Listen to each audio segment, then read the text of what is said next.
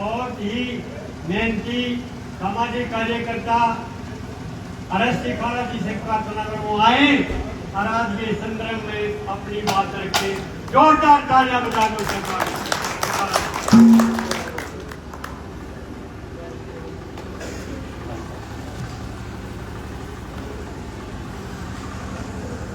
सम्मानित बुजुर्ग, नौजवान साथी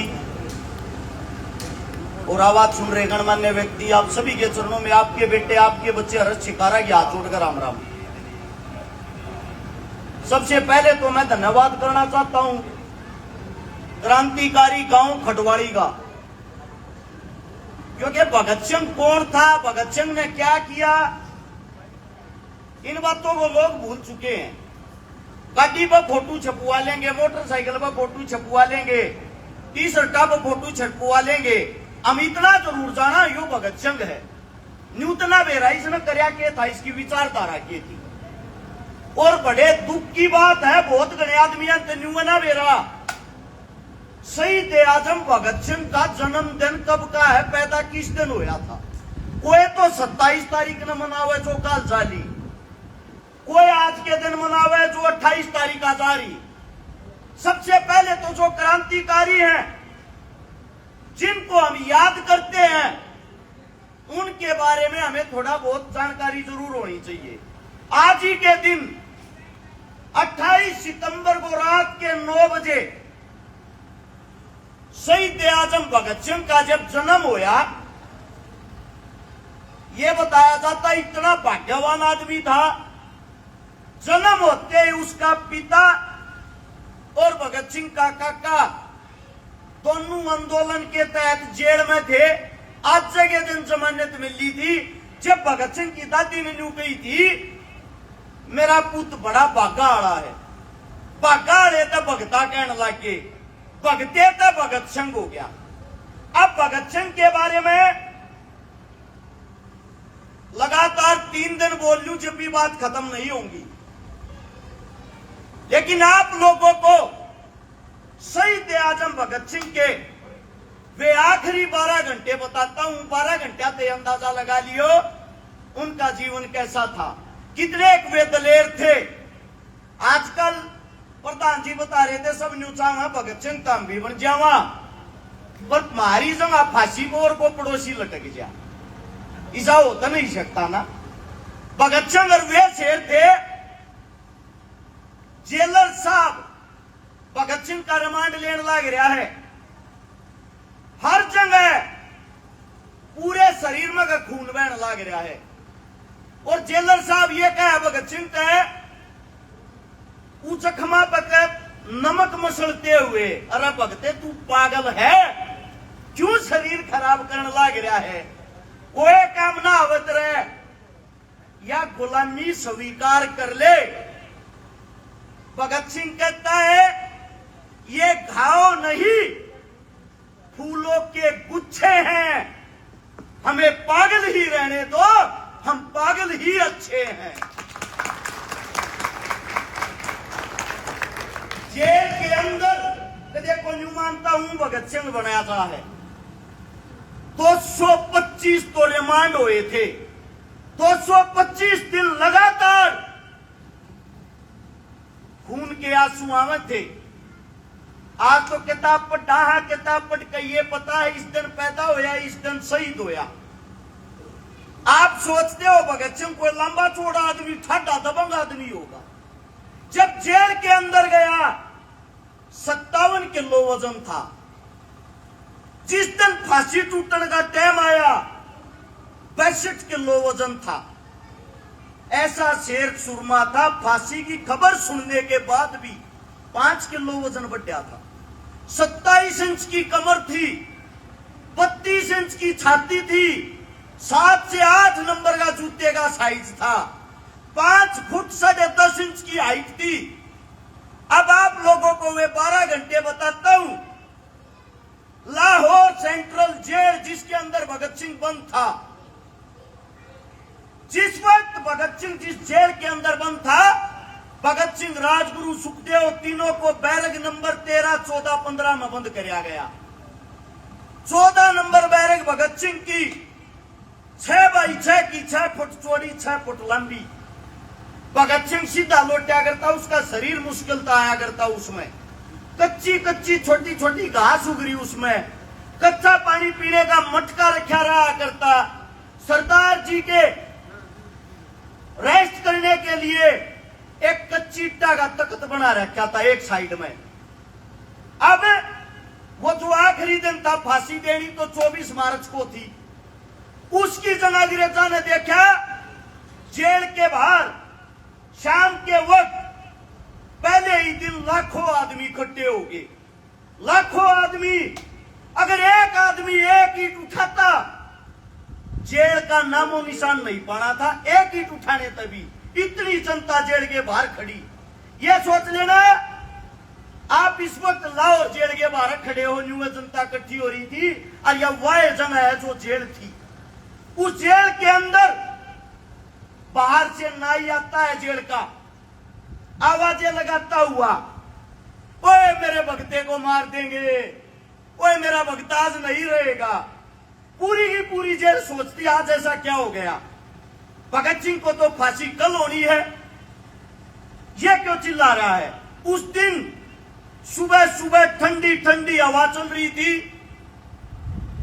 हल्की फुल्की बारिश आई थी, और जितनी भी जेल थी सभी जेलों के दरवाजे बंद करता है जेल नाई भागते हुए, मेरा भगता आज नहीं रहेगा, मेरे भगते को बचा लो रे। कुछ ही देर बाद भगत सिंह के वकील आते हैं और भगत सिंह से कहते हैं, भगत सिंह तेरी कोई आखिरी ख्वाहिश, तेरे को कल नहीं भाई अंग्रेज आज फांसी पर टांगेंगे। भगत सिंह बोलता है मेरी किताब लाया जो मैंने किताब मंगाई थी। वकील कहने लग रहा मेरे यार तू किस आदमी है रे, तेरी मृत्यु का दिन शर्त पा रहा तो नहीं कुछ घंटा बाद फांसी तोड़ेंगे, तू किताब पढ़ने लग रहा है। ऐसा बहादुर निडर वकील साहब का कहना है मैंने मेरे जीवन में नहीं देखा, जो अपनी मृत्यु से भी घबरा नहीं रहा था। उस किताब को पढ़ते हुए अपनी उस जेल के अंदर भगत सिंह ऐसे चक्कर लगा रहा था जैसे शेर घूम रहा है। और भगत सिंह को वकील साहब कहता है तेरा कोई आखिरी संदेश देश के लिए।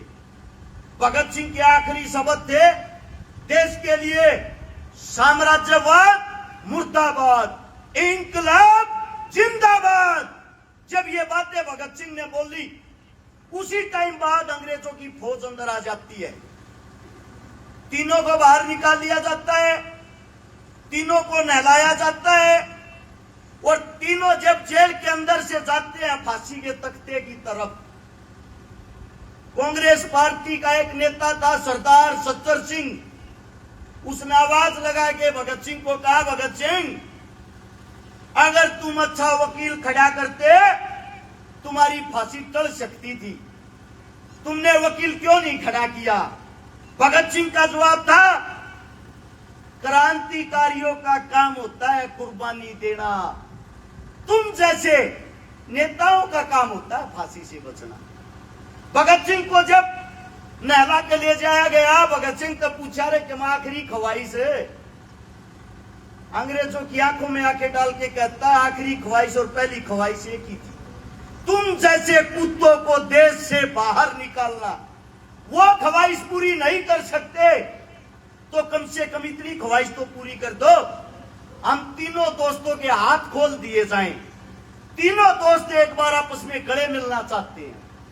भगत सिंह, राजगुरु, सुखदेव गले मिले, तीनों ने हंसते हुए कहा मेरे दोस्त दोबारा फिर जन्म लेंगे, लेकिन जिस वक्त जन्म लेंगे जमीन अपनी होगी और आसमान भी अपना होगा, अंग्रेजों का कुछ नहीं होगा। आज के वक्त अब भी हम भगत सिंह को याद करते हैं और एक ही बात जपते हैं, शेर टंगे थे फांसी पे, गिद्दड़ बन के राजा, एक क्रांति की और जरूरत है, सुनता होता भगते उल्टा आजा।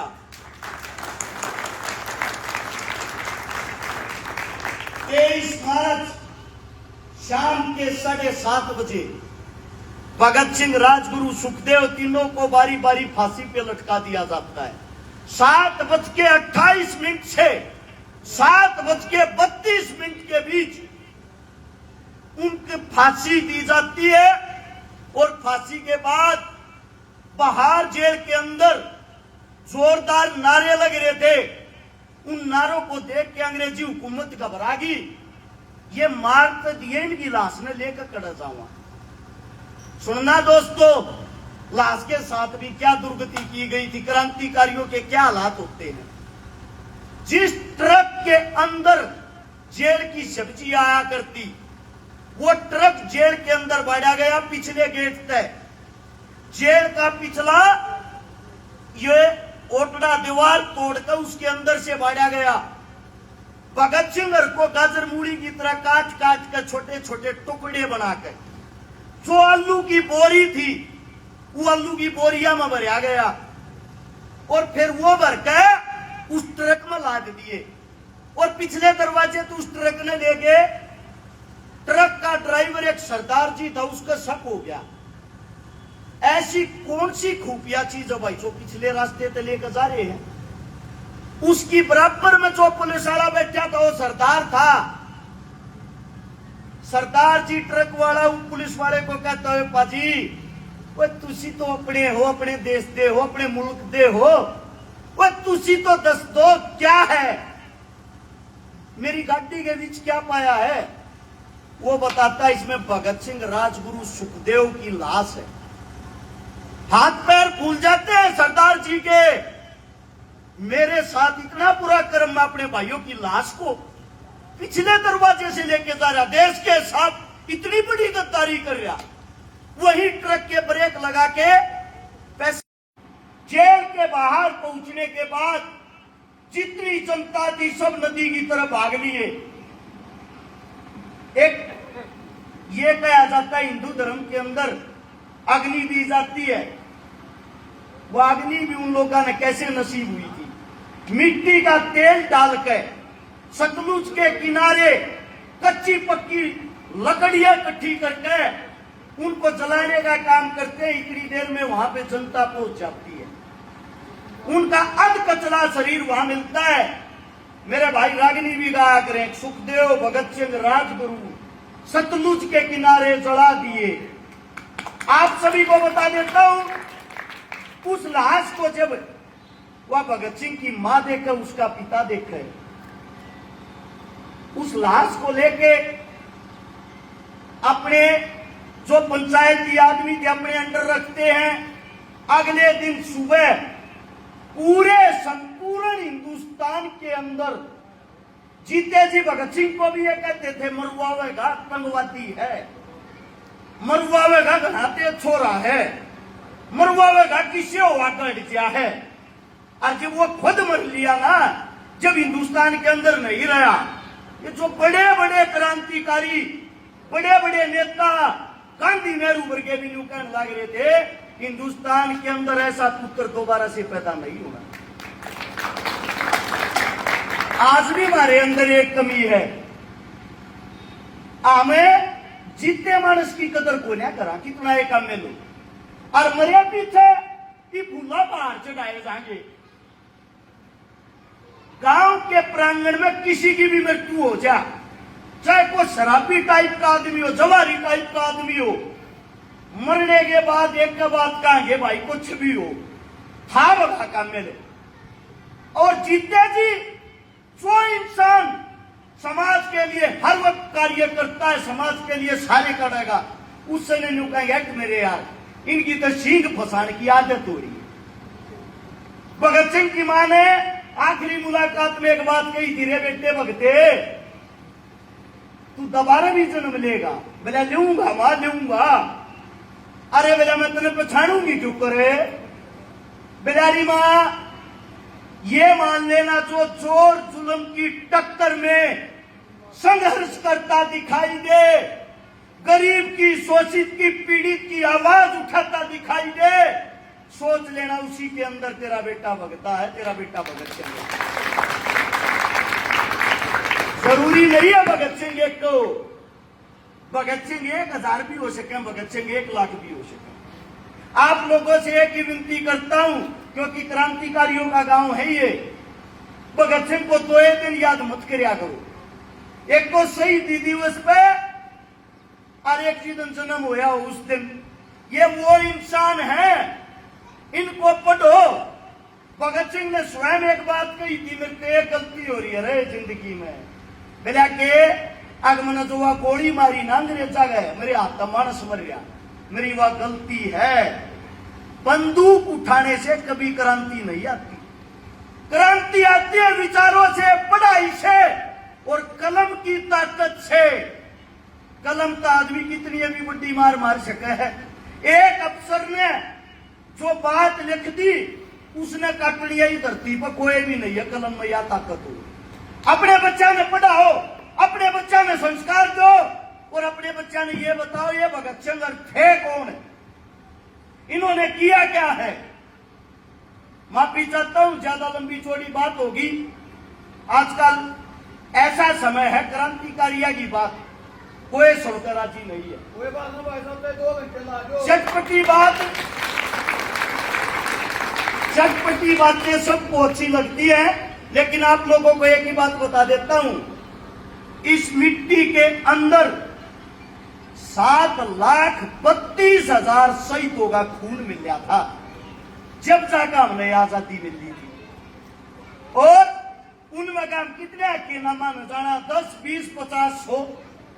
सोच के देखो कितने गुमनाम ऐसे शहीद होंगे जिन्होंने हमारे लिए कुर्बानी दी। तो मैं आप लोगों को इतना ही कहना चाहता हूं, जीवन में किसी की कदर करना या मत करना, पर इन शहीदों को 2 दिन याद मत करो, इनको याद करना तो पूरा जीवन, पूरा साल, हर एक दिन याद रखो।